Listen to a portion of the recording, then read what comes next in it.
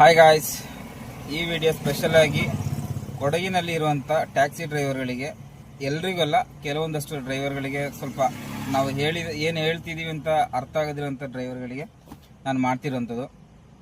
ನಾನು ಟೌನರ್ ಆ್ಯಪ್ನ ಇನ್ಸ್ಟಾಲ್ ಮಾಡಿಬಿಟ್ಟು ನನಗೆ ಬಂದ ಬಾಡಿಗೆನ ಕಸ್ಟಮರ್ ಹತ್ರ ಮಾತಾಡಿ ನಾನು ಮೀಟ್ರ್ ಹಾಕ್ತೀನಿ. ಆ ಮೀಟ್ರ್ ನೀವು ಎಷ್ಟು ಕಿಲೋಮೀಟ್ರ್ ಯೂಸ್ ಮಾಡಿರ್ತೀರೋ ಅದಕ್ಕೆ ನೀವು ಪೇ ಮಾಡಿದರೆ ಸಾಕು ಅಂತ ಹೇಳ್ಬಿಟ್ಟು ಕಸ್ಟಮರ್ಗೆ ನಾನು ಹೇಳಿದೆ. ಕಸ್ಟಮರ್ ಕೂಡ ಒಪ್ಕೊಂಡಾದ್ಮೇಲೆ ಬಂದು ಮೈಸೂರು ಬೆಳಗ್ಗೆಯಿಂದ ನಾನು ಪಿಕ್ ಮಾಡಿ ನಾನು ಮೈಸೂರು ಬಂದು ಶ್ರೀರಂಗಪಟ್ಟಣ ಹೋಗಿ ಶ್ರೀರಂಗಪಟ್ಟಣ ತೋರಿಸಿ ಮೈಸೂರೆಲ್ಲ ಲೋಕಲ್ ಸೈಟ್ಸಿನೆಲ್ಲ ಮುಗಿಸ್ಬಿಟ್ಟು 1:15 ನಾನು ಡ್ರಾಪ್ ಮಾಡಿದೆ.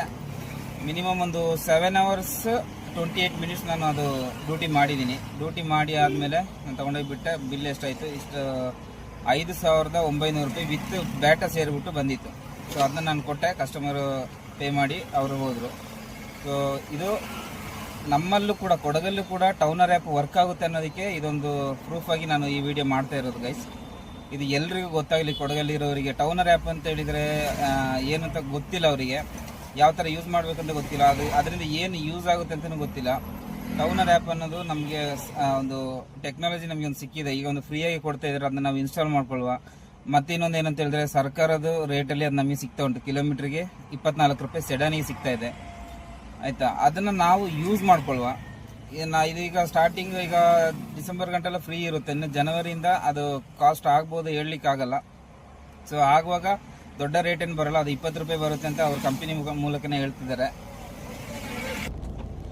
ಸೊ ಈ ವಿಡಿಯೋ ಮಾಡಿದಂಥ ಉದ್ದೇಶ ಏನಂತ ಹೇಳಿದರೆ, ಇದು ಎಲ್ರಿಗೂ ಗೊತ್ತಾಗಬೇಕು. ಎಲ್ಲರೂ ಟೌನರ್ ಆ್ಯಪ್ ಯೂಸ್ ಮಾಡಿ ಬಾಡಿಗೆ ಮಾಡಿ ಅಂತಲ್ಲ, ಬಾಡಿಗೆ ಮಾಡಲಿ ಅಂತ ಹೇಳಿ ನಾನೊಂದು ಎಲ್ಲರಿಗೂ ಗೊತ್ತಾಗಲಿ ಅಂತ ಒಂದು ಅವೇರ್ನೆಸ್ಗಾಗಿ ಈ ವಿಡಿಯೋ ಮಾಡ್ತಾ ಇದ್ದೀನಿ. ಸೊ ಅದರಿಂದ ಏನು ಲಾಸ್ ಏನಾಗಲ್ಲ, ಗೌರ್ಮೆಂಟ್ ಕಿಲೋಮೀಟರ್ ನಾವು ಮಾಡ್ಬೋದು. ಬಟ್ ನೀವು ಲೋಕಲ್ ಸೈಟ್ ಸೀನ್ ಮಾಡುವಾಗ ಫಸ್ಟ್ ಕಸ್ಟಮರ್ ಹತ್ರ ಕೇಳ್ಕೊಳ್ಳಿ, ಎಲ್ಲೆಲ್ಲಿ ಹೋಗ್ಬೇಕು, ಯಾವ ಪ್ಲೇಸಸ್ ತೋರಿಸ್ಬೇಕು ಅಂತ.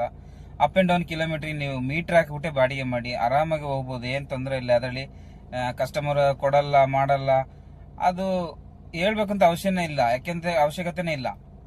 ಯಾಕೆಂತ ಹೇಳಿದ್ರೆ ಕಸ್ಟಮರ್ಗೆ ಫಸ್ಟ್ ಆಫ್ ಆಲ್ ನಾವು ಹೇಳ್ಬೇಕು. ಅವ್ರಿಗೆ ಅರ್ಥ ಆದರೆ ಓಕೆ, ಅರ್ಥ ಆಗದಿದ್ರೆ ಏನಿದೆ ನಿಮ್ದು ನಾರ್ಮಲ್ ರೇಟಿಗೆ ನೀವು ಮಾಡ್ತೀನಿ ಅನ್ನಂಗಿದ್ರೆ ನೀವು ಮಾಡ್ಬೋದು. ಫೋರ್ಸ್ ಮಾಡ್ತಾ ಇಲ್ಲ, ಇದರಲ್ಲೇ ಮಾಡಿ ಅಂತ ಹೇಳ್ಬಿಟ್ಟು. ಬಟ್ ನಾನು ಹೇಳ್ತಿರೋದು ನೀವು ಬದಲಾಗಿ. ಯಾಕೆಂತ ಹೇಳಿದ್ರೆ ಇವತ್ತಿನ ಕಾಲದಲ್ಲಿ ಗಾಡಿ ಮೇಂಟೈನ್ ಮಾಡ್ಲಿಕ್ಕೆ ಚಿಕ್ಕ ಸ್ಪೇರ್ ಪಾರ್ಟ್ಸ್ ಕೂಡ ತುಂಬಾ ರೇಟ್ ಆಗಿದೆ. ನಾವು ಇನ್ನೂ ಹಳೆ ರೇಟಲ್ಲಿ ನಾವು ಕಡಿಮೆ ದುಡ್ಡು ತಕೊಂಡು ಗಾಡಿ ಮೇಂಟೆನೆನ್ಸ್ ಆಗಲ್ಲ. ಈ ಕಡೆ ನಿಮ್ಮ ಮಕ್ಕಳಿದ್ರೆ ಮಕ್ಕಳು ಫೀಸ್ ಕಟ್ಟಲಿಕ್ಕೆ ಆಗಲ್ಲ. ನಿಮ್ದು ಬೇರೆ ಬೇರೆ ಕಮಿಟ್ಮೆಂಟ್ಗಳನ್ನ ಮುಗಿಯೋದಿಲ್ಲ. ಸೊ ಸರ್ಕಾರ ಕೊಟ್ಟಂತ ಈ ರೇಟಲ್ಲಿ ಹೋದಾಗ ನಮಗೆ ಒಂದು ಸ್ವಲ್ಪ ಮೇಂಟೆನೆನ್ಸ್ ಆಗುತ್ತೆ, ಅಮೌಂಟ್ ನಮ್ಮ ಕೈಲಿ ಸ್ವಲ್ಪ ಬಾಕಿ ಆಗುತ್ತೆ.